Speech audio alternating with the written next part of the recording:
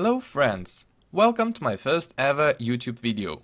Today I'm making a complete breakdown of the Bannerlord 1.6.0 stable patch to give you an idea what is new and what has changed up to date in the stable branch of Bannerlord.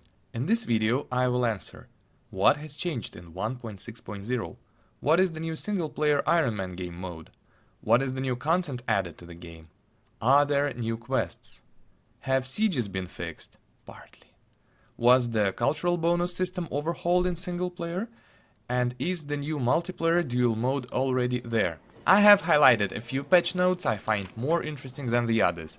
There's a big bunch of changes this time, so I did my best to sort out the things that make sense to me and that I think would be rather more noticeable for those just playing Bannerlord without really scrutinizing every update. The stable branch are the Bannerlord builds that Tail Worlds release once they collect enough feedback from the beta patch players and can be 100% confident there are no major bugs or crashes. People have been waiting for updates for quite a while, and recently we have finally received the stable version that had been developed since 10th of July. The time gap between the beta patch 1.6.0 coming live and the updated stable 1.6.0 is almost 2 months.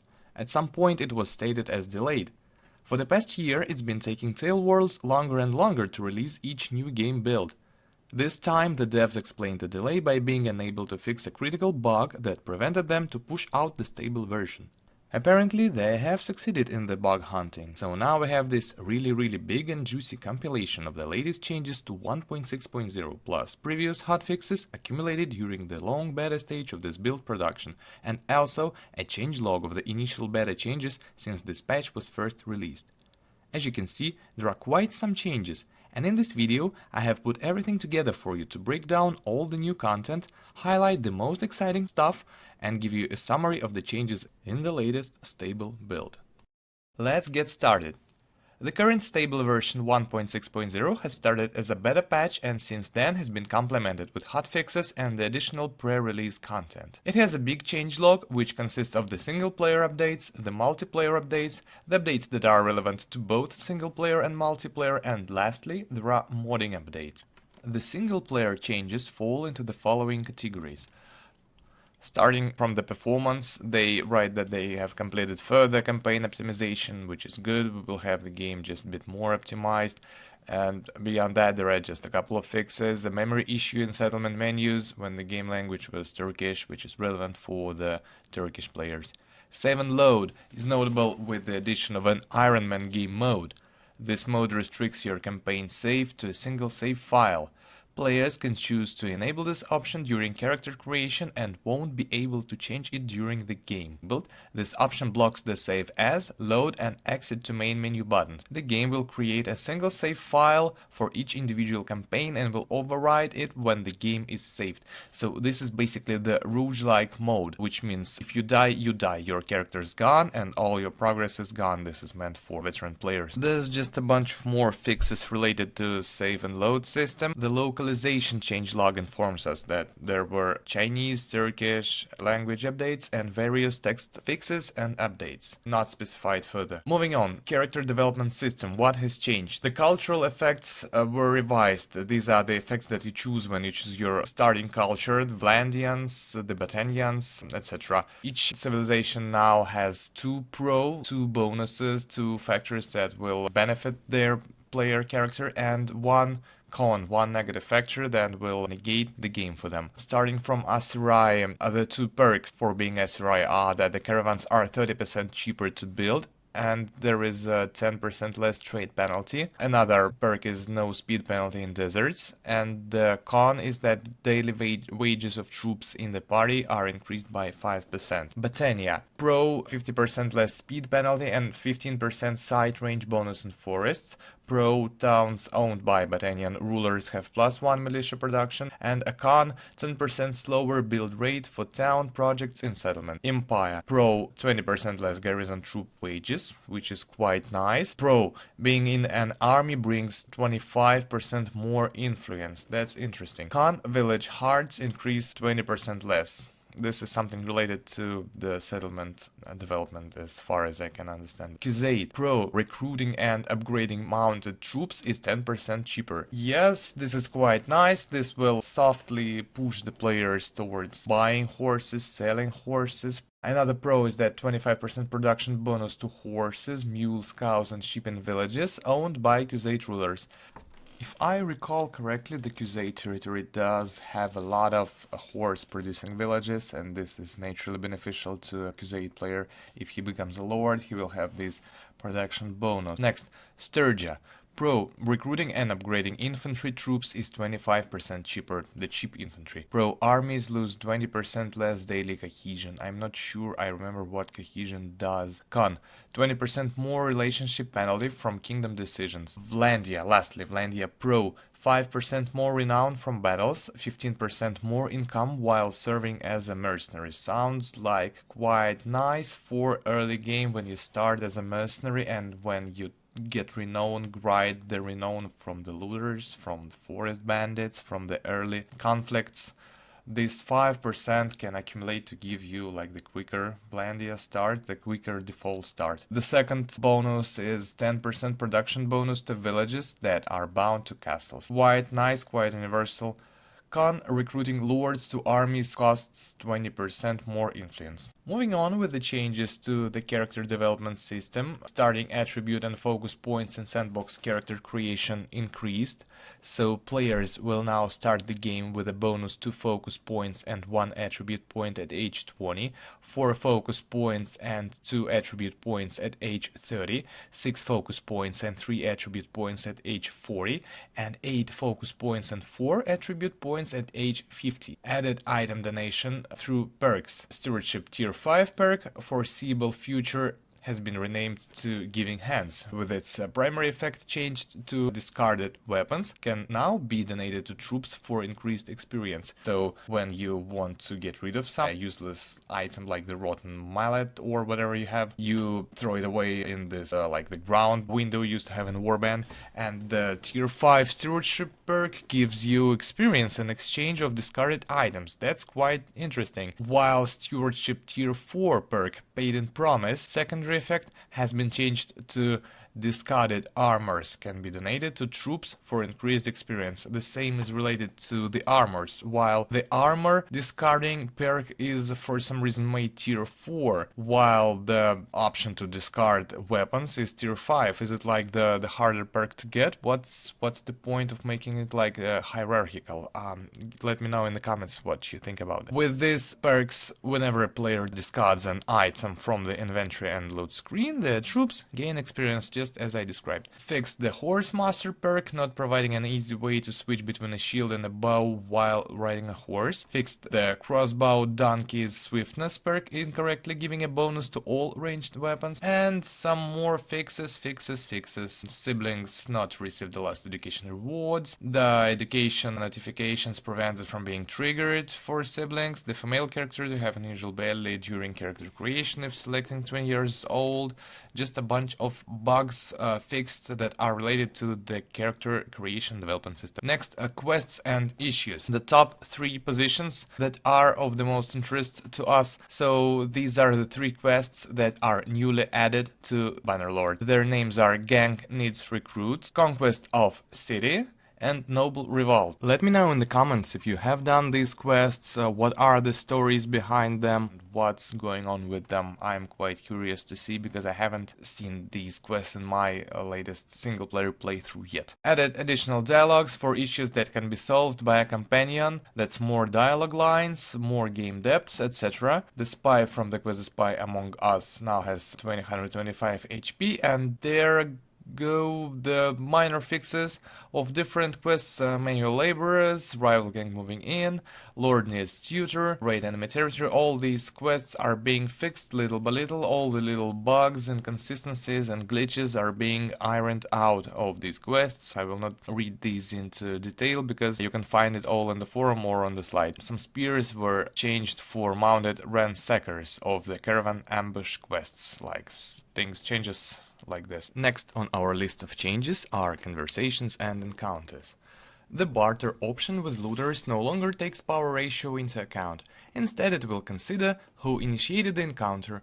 This fixes an issue where bandits would come to the player and ask for a toll, but there was no option to pay because the player was stronger than them. Barter auto offer now prioritizes gold over other barterable items. Ransoming prisoners via conversation with the ransom broker has been temporarily disabled, so in case you don't see the option, don't get afraid, it will be back in the game, I guess. Fixed a bug that allowed the player to talk to their brother about joining a kingdom as a vassal. Okay, one bug less. Crafting. Added a new feature named Crafting Orders, which can be accessed via the Enter Smithy game menu option in towns. So, what does this feature do? It allows players to craft weapons for nobles and notables with open orders. Consequently, weapon crafting has been split into two modes, crafting order and free build. So, this now is the major smithing overhaul. So fulfilling crafting orders will grant you with crafting experience and research points needed to unlock new parts, in addition to a gold reward and relationship gain with a noble or notable based on the value of the crafted item. After taking an order,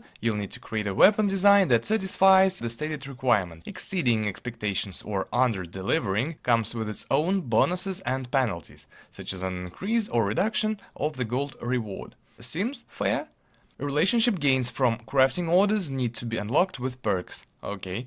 The crafting experience and research points needed to unlock new parts, gains received from the free build have been greatly reduced. Tale Worlds also state that they will continue to evaluate the values of items produced via the crafting process, so this is not ended, this needs a bit more time to fine-tune for. Next.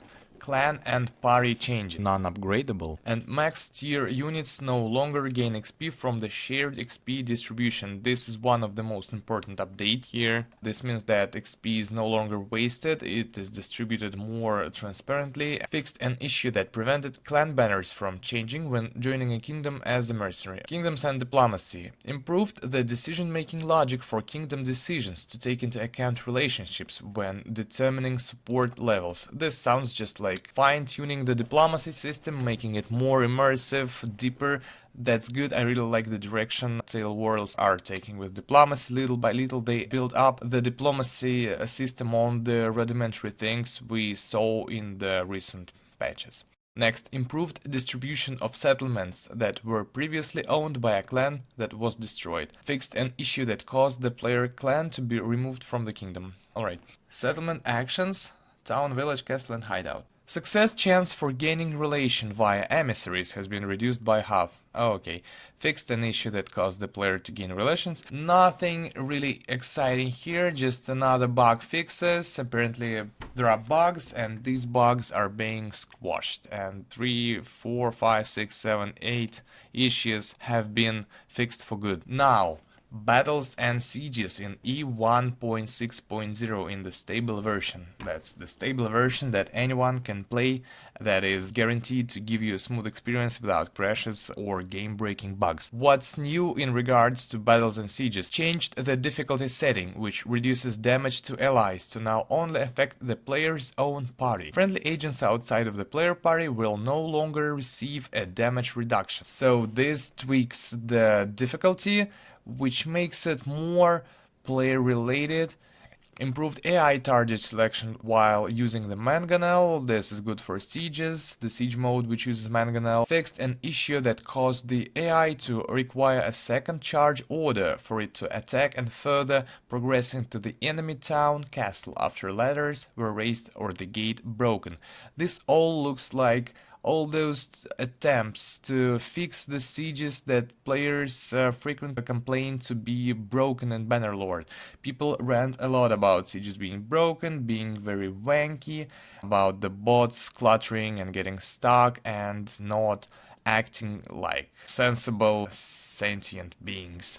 So these things are being attempted to fix. This is a problem that Tale Worlds recognizes and they promise to work on sieges. So the other battles and sieges changes are they added a scene feature that allows scene designers to override default reference positions to solve instances where the defending AI has trouble determining the enemy's offensive approach directions due to the scene being too skewed in terms of certain reference points. This is something that the modders, the sceners will get their heads around and use in their work, so don't worry, this is a good change, whatever the hell it means. Removed formation-related speed limits from troops when a battle ends so that they can chase fleeing enemies. So your infantry will no longer maintain shield wall formation when the enemy is routing and when they need to just sprint after them. Fixed the bug that caused parties with 0 troops to appear after losing a battle as an army. I remember this bug persistent even in Warband. I wonder if it's a thing in Bannerlord. Let me know in the comments. Fix the bug that caused militia to have a different faction than the settlement, preventing it from joining sieges. This is all for battles and sieges in E1.6.0. Moving on to the art department, which is always my favorite changelog section because they always have some new content to show, be it either models or new scenes for Bannerlord. This time Sail Worlds have added 2 new Sturgia boots and 3 new Battle Crown models for Britannia, for Western Empire and for the Northern Empire. Next we can see water refraction quality improvements. I wonder if it's something visibly changed in the game now. And performance and visual improvements to the Sturgia level 2 keep model, which is very rare to encounter in game because this is just one place, one location, a Sturgian castle, and it's level 2 keep model, which you get to see only when you upgrade the settlement to the level 2. Fix the bug that prevented the intro movie from playing before a new sandbox game. Alright. Fix the particle effect on the gallows. Animations. Fixed some agent animation related problems in civilian missions. I hope this means that the bots will move smoother or whatever. Campaign map. Improved campaign map villages and added level of details for all campaign map icons. If I get this correctly, this is related to the optimization. When you move your camera away, the distant objects lose their detailing and thus saving the resources of your machine. Introduced a 10% desert speed penalty on the campaign map, so the SRI new cultural bonus actually starts working, so this is the penalty they can now ignore. Audio, there are a couple of improvements in ambient sounds, in settlements and in the campaign. That's nice. Try to pay attention to the ambient sounds the next time you will play Bannerlord. Next we have interface changes. The main section of the interface changes concerns party screen upgrade recruit pop-up. What it does, the 2 new pop-ups have been added to the party screen to streamline the upgrading recruiting process. With these additions, the required amount of clicks has been reduced by removing the need to click on each troop topple to upgrade recruit. Self-explanatory. Added an option to the party screen that allows you to lock units. Village nameplates production icons. Added production icons that can be seen from any distance to village nameplates to indicate the primary product of the village. As you can see, this is a very good new addition. This is very convenient. For example, if you need said horses, you need a village producing horses, if you have a quest to go there, buy and deliver something or whatever, or if you just need to buy cheaper horses, you can just scroll around the campaign map and you can easily see the production icon for every village. Encyclopedia item sorting. Added sorting options to Encyclopedia list pages. Kingdoms, number of clans, number of fiefs, total strength. Clans, number of members, number of fiefs, strength, tier. Heroes, relation to the main hero, age, settlements, prosperity, militia, loyalty, security, food, garrison. Troops, level and tier. Another UI changes concern custom battle troop selection. Added the ability to choose which type of troops will spawn from the custom battle screen. This is very good and very convenient for both players and modders. For people who like to set custom battles, they will now have much more tools to tune the desired battle scenario for them. Next, crafting screen changes the interface. Added an option to hide locked items. Added an indicator to newly unlocked pieces, made the smithing skill value companions visible, along with how many pieces they've unlocked in a template, and more. Let me know in the comments if these sounds like good crafting changes, because I have never done smithing in Bannerlord. I have no idea what these things improve. Among the most notable additions to user interface changes are a saving UI element to indicate when the game is saving. We also have some improvements to photo mode user interface elements. Another nice improvement is that they added 3 different icons for devastate, pillage and show mercy options. As you may know, these new settlement interaction options were added recently, and they give you the choice what will you make with the village and with the people. Will you leave it alone, or will you rob it for money? Will you destroy it to maximum damage the conquering kingdom you are raiding? So now they all have unique artistic icons. There are more small changes and fixes in the interface. I will not bother reading them all. You can see it on the slide, and you can find it in the Steam changelog or in the forum thread. Next, there is a category of miscellaneous changes in single player, which are notables now provide elite troops instantly instead of first creating a basic troop and then upgrading it to an elite troop. Experienced Smith and Steelmaker 3 perks secondary effects updated. Experienced Smith, successful crafting orders give +2 relationship with notables.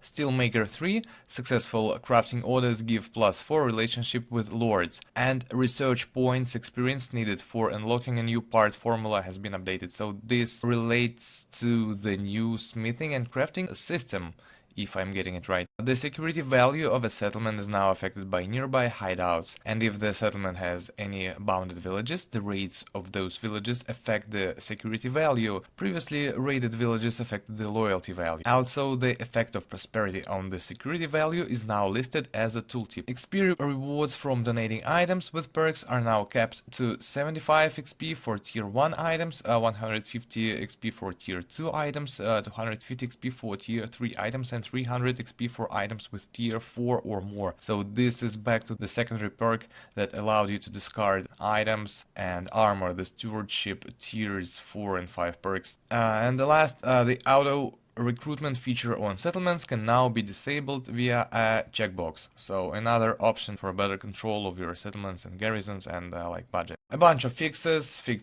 Among the miscellaneous changes we have saddles that now can be equipped as civilian equipment, we have revised tournament equipment templates for Botania, Asserai and Sturgia, revised clan logos of all factions for better readability and recognition, as well as some minor changes and bug fixes. The single-player changelog is concluded with a long list of fixes, which fix really all sort of things all around the place. You can take a look for the complete list for 1.6.0. And also let me know in the comments if you have encountered any of these bugs. Let me know what you think, if it was a massive bulk of changes, if it's a good new portion of content, or if it's not really what you expected. But moving on next, we have multiplayer. Multiplayer changelog is somewhat smaller. It has game modes, crashes, design and balance, map related, interface changes, other miscellaneous, server and network, and fixes categories. Game modes, now here's a treat. Added duel mode. Duel mode allows you to face off against other players in single combat. Duels take place on a new map, Proving Grounds, which has 3 different zones for infantry, ranged and mounted combat, with each zone containing multiple arenas. After selecting a faction and class, players are spawned in a central hub area where they can challenge other players to a duel. If the challenge is accepted, both players are teleported to a suitable arena and the duel begins, with the winner being the first player to score 3 rounds. Winning duels earns bounty points. Winners of a duel get half of their opponent's